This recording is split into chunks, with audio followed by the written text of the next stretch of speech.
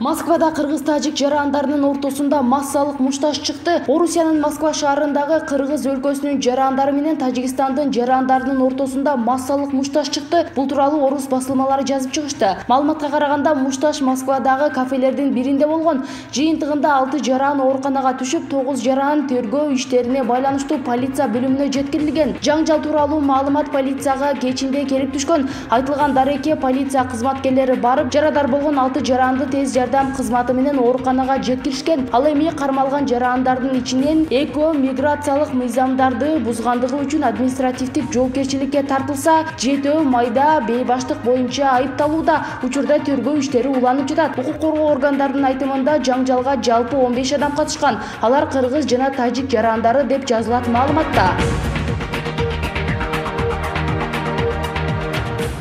Өзгөндө мектептин 2-кабатынан секирген баланын атасы милицияга арыз жазды. Ош облусунун Өзгөн районундагы мектептердин 2-кабатындагы терезесинен секирип түшкөн баланын атасы милицияга арыз жазды. Бул тууралуу 24 KG агенттигине Ош облустук ички иштер башкармалыгынан билдиришти. Маалыматка караганда, 10-класстын окуучусу Мырзаке айылындагы Мамат Нурбаев орто мектебинин 2-кабатындагы класстын терезесинен сабак башталганча секирип түшкөн. Баланын колу сынып, буту чыгып кеткен. Баланын атасынын айтымында, уулун терезеден бой таштоого аргасыз кылышкан. Атасы уулунун мындайга барбастыгын, ага мектептеги мамиле себеп болгонун айтууда. Териштирүү иштери жүрүп жатат, деди милиция.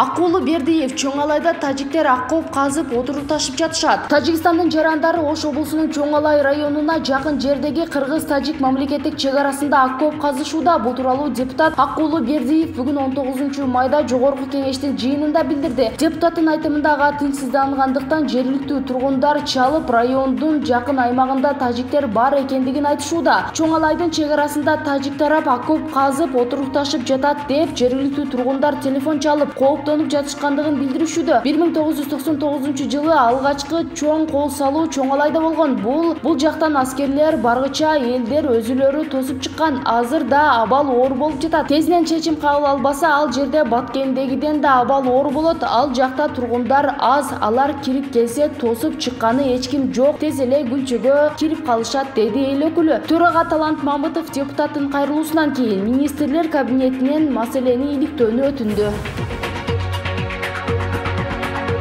Депутаттын кыргыз-тажик чек арасындагы абал курч деген сөзүнө УКМК жооп берди. Жогорку кеңештин депутаты Аккулу Бердиев Ош облусунун Чоңалай районундагы кыргыз-тажик чек арасында коркунуч жаралып жаткандыгы тууралуу билдирүүсү боюнча Улуттук коопсуздук мамлекеттик комитети үн катты. Мамлекеттик чек аранын Кыргызстан менен Тажикстандын чектешкен тилкесинде абал туруктуу. Өлкөнүн чек ара боюнча ведомствосу коопсуздукту камсыздоо үчүн бардык аракеттерди көрүп, мониторинг жүргүзүп жатат. Кандай гана кырдаал түзүлбөсүн, УКМКнын чек ара кызматында ыкчам реакция кылууга каражат жана мүмкүнчүлүк жетиштүү деп айтылат билдирүүдө. Ошондой эле УКМКнын кыргыз-тажик чек арасындагы абал эми турукташып калганда кайрадан курчутуп, ийчүү билдирүүлөрдү таратпоого чакырды.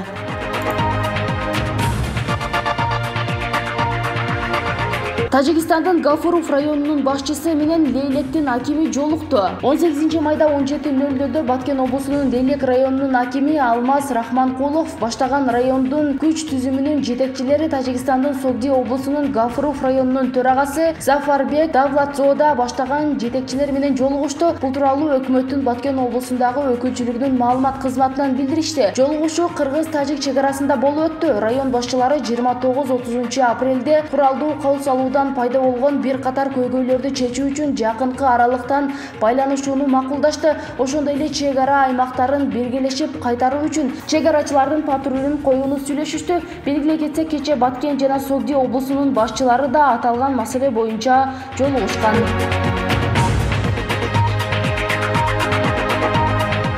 Centera Gold Кыргызстандын акцияларды башкаруу укугун чектеди. Centera Gold компаниясы тараткан маалыматка ылайык, кыргыз алтын кумтөрдөгү 26% акциясын башка тараптарга өткөрүп бере албайт жана алмаштырууга тыюу салынат. Ошондой эле акцияга байланышкан добуш берүү укугу чектелген. Компания мындай чечимди Кумтөр кенин айланасындагы соңку окуяларга байланыштуу кабыл алды. Аталган компаниянын билдиришинче, акциялар тууралуу чечимдер Кыргыз алтын менен Centera Gold'ун 2009 жылдагы келишиминде эле каралган. Анда кыргыз тарап акцияларды башкаруу мөөнөтүн азыр узарта албастыгы жазылган. Канадалык басылмалар 15 майда Кыргыз алтын ишканасы Centera Gold үлүшүнүн 19% сатууну көздөп жатканын жазып чыккан. Басылма акцияларды сатууну Кыргыз алтын өзү жарыя кылганын, бул акция баасынын төмөндөшүнө алып келгенин билдирген. Ал эми Centera Gold'ун Кыргызстандагы өкүлчүлүгү бул маалыматты четке какты. Кыргыз алтындын аталган компанияда 77,4 миллион акциясы бар жана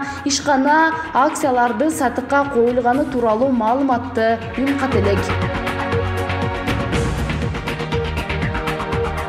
Теңиз бөлтүрүк Кумтөргө тышкы башкаруучу болду. Министрлер кабинетинин төрагасы Улукбек Марипов Кумтөр кенинин жамааты Кумтөр Gold компания жабык акционердик коомунун убактылуу тышкы башкаруучусу Теңиз бөлтүрүктү тааныштырды. Бул тууралуу өкмөттүн аппаратынын маалымат кызматынан билдиришти. Ошондой эле Улукбек Марипов кен кызматкерлеринин социалдык төлөмдөрүнүн сакталышы, эмгек акы, ишкананын келечеги тууралуу суроолоруна жооп берди.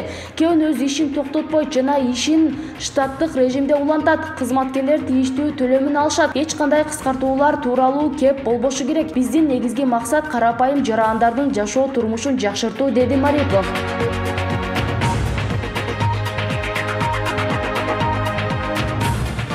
Жогорку соттун судьясы кызматынан бошотулду. Бүгүн 19 майда Жогорку кеңештин Жогорку сотунун судьясы Памирдин Жумабековду кызматынан бошотту. Мындай чечим парламенттин жыйынында кабыл алынды. Жыйында белгилүү болгондой, ал өз кызматынан кетүү боюнча арыз жазган.